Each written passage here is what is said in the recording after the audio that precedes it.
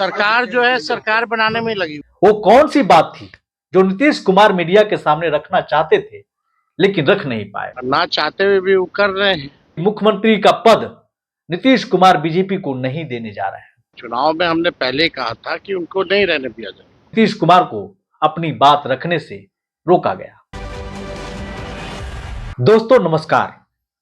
बिहार के मुख्यमंत्री नीतीश कुमार आज राज्यसभा के शपथ ले लिए और इसी के साथ यह भी तय हो गया कि अब ज्यादा दिन बिहार के मुख्यमंत्री नीतीश कुमार नहीं रहेंगे। लेकिन उससे पहले बीजेपी बिहार में जो घमासान मचा हुआ है देखने लायक है।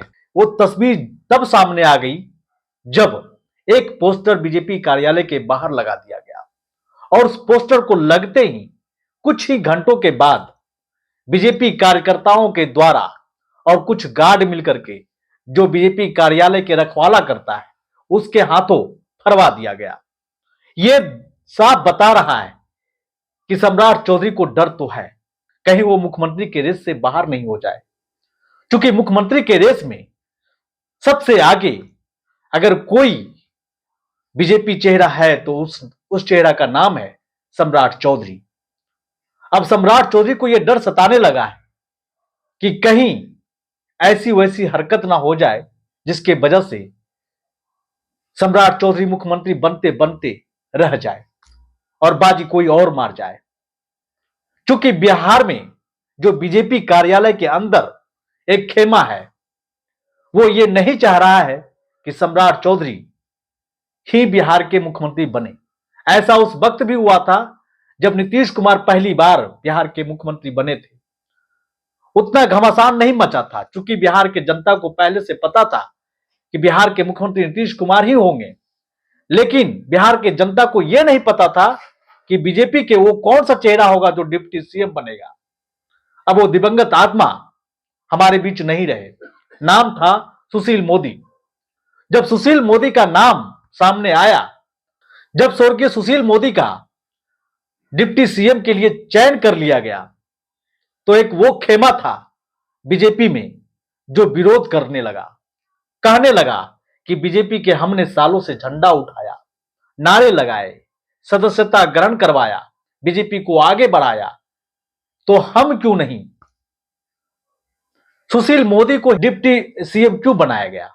उस समय भी बीजेपी के अंदर बहुत सारा घमासान हुआ, लेकिन नीतीश कुमार का पसंदीदा चेहरा और साथ में 1974 के साथी रहे सुशील मोदी को ही वो चाहते थे।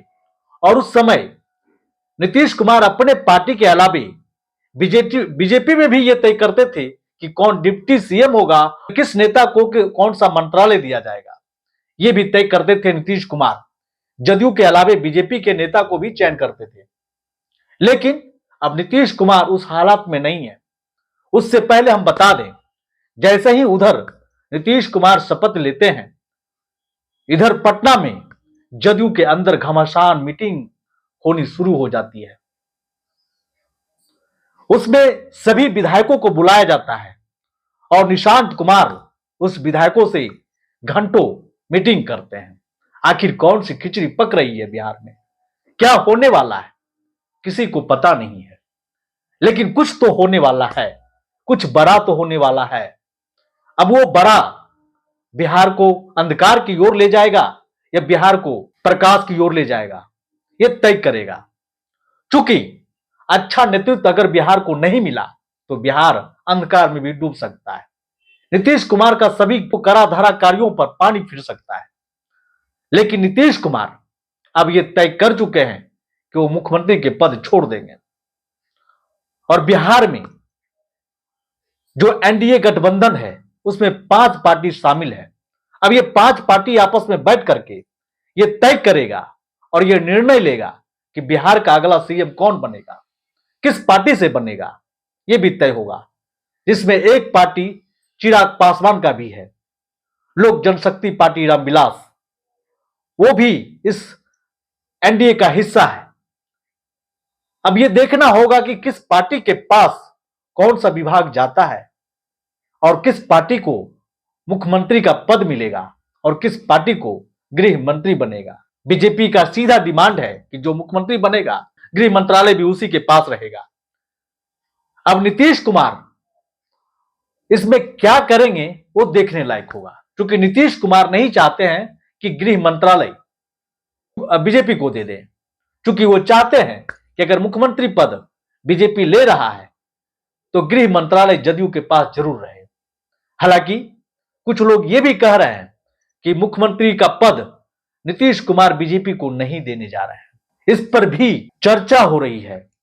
बिहार के लोग चिंतित तो है ही, क्योंकि नीतीश कुमार जब से यह ऐलान किया है कि हमारी अंतिम इच्छा है कि हम उच्च सदन का सदस्य बने, तब से जो समझदार वर्ग है, जो बदलाव उसको नजर आया है, उसको डर है कि कहीं वो 90 का दशक फिर से लौट के वापस ना आ जाए। जब से नीतीश कुमार बोले हैं कि हम अब दिल्ली में ही रहेंगे, बिहार में नहीं रहेंगे, तब से वो लोग चिंतित हो गए।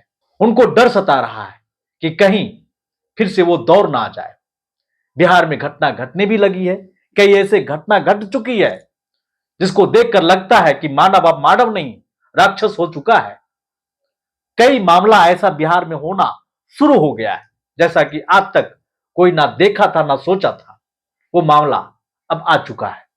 जब नीतीश कुमार जैसे ही दिल्ली के धरती पे पांव रखे और मीडिया से सामना हुआ, जिस नीतीश कुमार को बिहार में मीडिया से रूबरू नहीं होने दिया गया, हमेशा सुरक्षा घेरा में रखा गया, नजर बंद कर दिया गया, वही नीतीश कुमार दिल्ली जाते ही खुल गए और बोल दिए कि अब तो हम यहां आ गए हैं ना जी, 2-4 दिन यहां रहेंगे, फिर वहां जाएंगे, फिर यहां आएंगे और सब कुछ नया कर देंगे। आप तो जानबे करते हैं। कुछ और बोलना चाह रहे थे, इसी बीच जदयू के राज्यसभा सदस्य संजय झा ने मीडिया के माइक हाथों से हटा दिया, कैमरा से ओझल हो गए और नीतीश कुमार दूर चले गए और नीतीश कुमार को अपनी बात रखने से रोका गया। वो कौन सी बात थी जो नीतीश कुमार मीडिया के सामने रखना चाहते थे लेकिन रख नहीं पाए? जिस नीतीश कुमार को आज तक मीडिया के नजरों से बचाया रखा, मीडिया के माइकों से बचाया रखा, वो नीतीश कुमार दिल्ली जाते ही खुल गए और सब चीज इशारों में कह दिए कि हम यहां आएंगे और वहां जाएंगे, अब तो यहीं रहना है, अब वहीं जाएंगे और सब कुछ नया कर देंगे।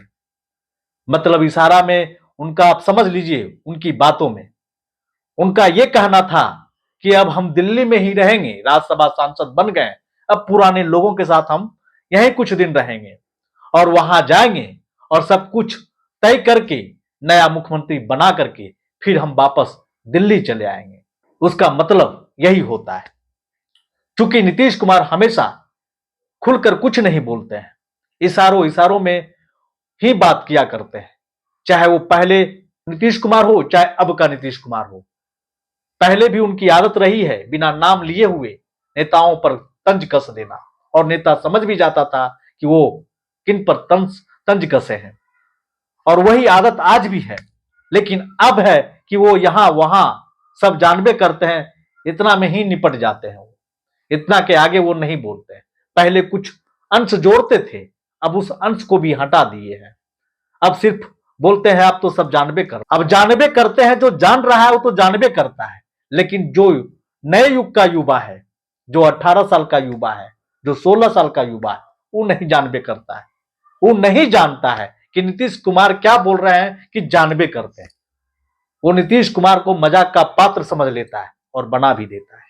लेकिन नीतीश कुमार ने जो काम किया है बिहार में, जो इतिहास रचा है, वो बिहार की जनता कभी नहीं भूल। सोशल मीडिया पर जो पोस्ट लिख रहे हैं उसका जीता जागता उदाहरण है।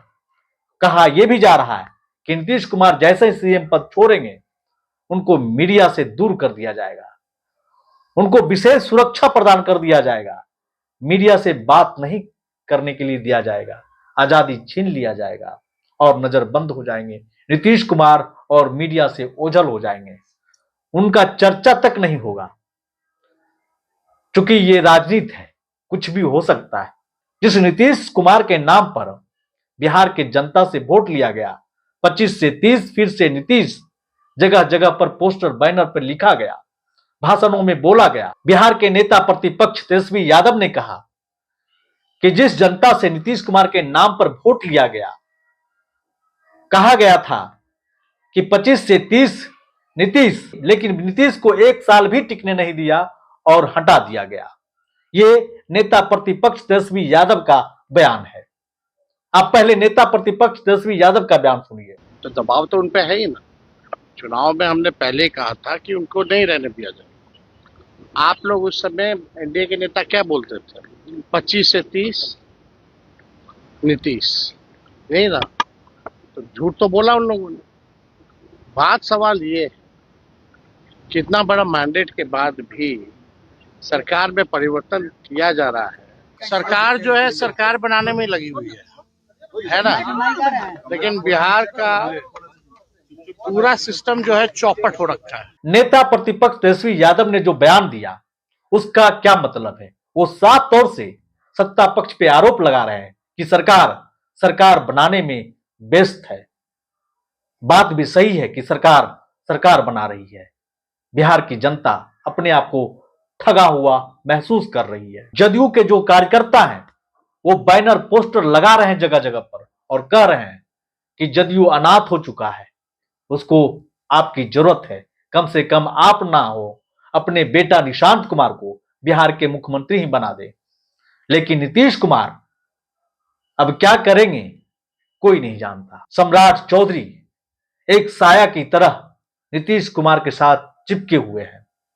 जहां भी जाते हैं नीतीश कुमार के साथ ही जाते हैं, चाहे वो कार्यक्रम हो या चाहे वो दिल्ली का सफर क्यों ना हो, वो उनका साया बनकर के पीछे पीछे जा रहे हैं। और लोग अंदाजा लगा रहा है इसी से कि जब सम्राट चौधरी नीतीश कुमार का साया बने हुए हैं तो सम्राट चौधरी ही बिहार के मुख्यमंत्री बनेंगे। और उस रेस में वो अभी तक आगे बने हुए हैं, लेकिन डर भी सता रहा है सम्राट चौधरी को कि इस रेस से सम्राट चौधरी को कहीं बाहर ना कर दिया जाए। अपने आप को वो आगे साबित करने में लगे हुए हैं कि हम इस रेस में हैं और अव्वल नंबर पे हैं।